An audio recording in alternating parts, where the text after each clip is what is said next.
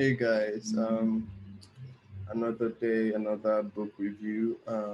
Today, I'll be talking about Piranesi by Susanna Clarke.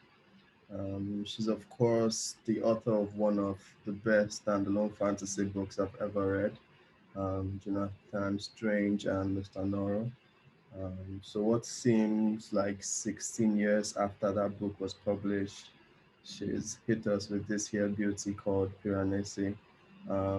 What's Piranesi about? Now, the book is called Piranesi, which is the name of the main character. Now, I'm not sure if the book is more about Piranesi's house than Piranesi himself. I guess that's something you have to figure out for yourself when and if you read the book. Um, However, Piranesi's house is a magical house, which isn't like a haunted Victorian house.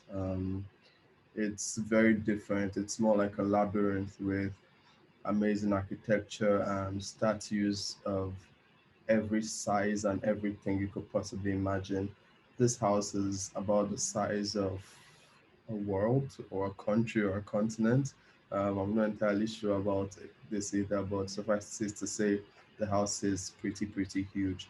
Like, the point is, you could walk around this house for days and days and days and days and not see same thing twice. There's a lot to see and witness.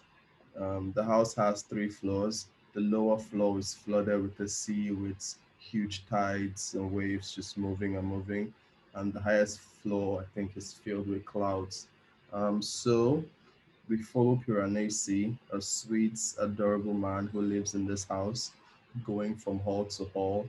And what he does every day is he pretty much just explores this vast house, trying to figure out what everything means and journal what he sees and experiences on a day to day.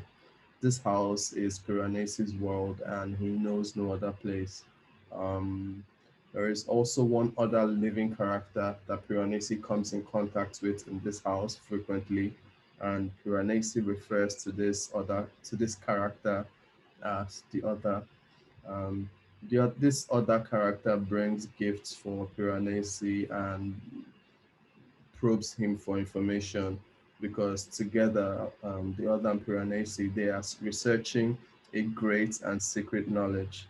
Unlike Piranesi, this character's motives are a bit mysterious, and later on, we see evidence that there might be another inhabitant of the house.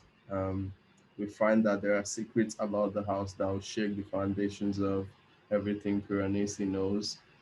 He's going to have to question everything he knows and believes, like who he is, what is this place, how did he get here, and why are they the only people here. Yeah. So this book was a slow burner, much the same way Jonathan Strange and Mr. Norrell was for me. And essentially, I would describe this as a mystery book done in Susanna Clarke style. It was written as a series of journal entries. And one thing I enjoyed while reading this was, I suppose this is the thing about mystery books, is how we unravel the secrets along with Piranesi. We're in the dark when he's in the dark, and it makes it all the more fulfilling when we get information that enlightens us and Piranesi as well. Um, the book has the same dark feel about it that I've come to associate with Susanna Clarke.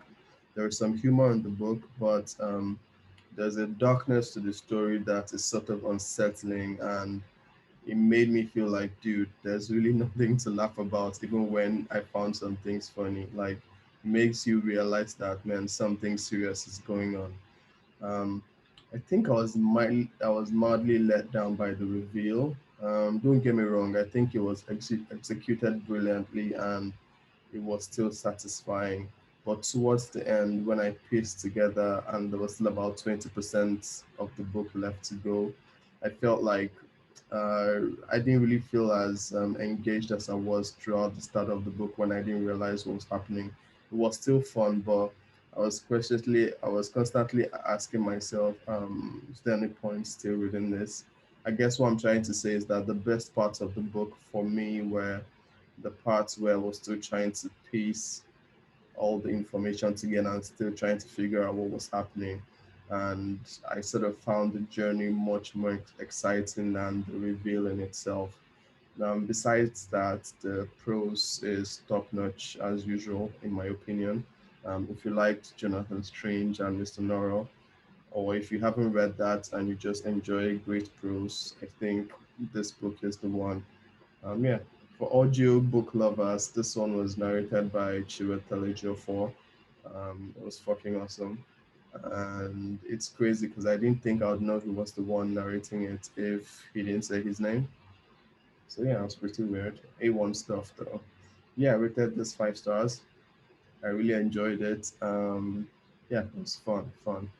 So let me know what you thought about it in the comments if you read it. Till next time.